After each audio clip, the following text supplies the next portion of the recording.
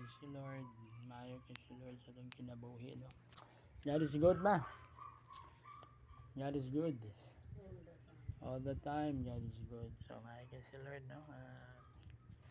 We need to praise the Lord all the time. Kaya una, God is good, diba? All the time, no?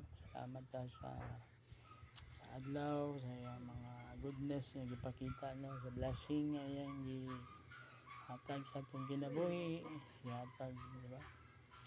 Salamat ta sa mga provision sa Lord, diba? Itong daily needs, no? Mga financial, mga provision sa Ginoo. So we are thankful nga si Lord is maayo sa atong kinabuhi. Amen. God is good ma. All the time, God is good. So, amen. Hallelujah. Sunday, no? Happy Sunday sa tanan.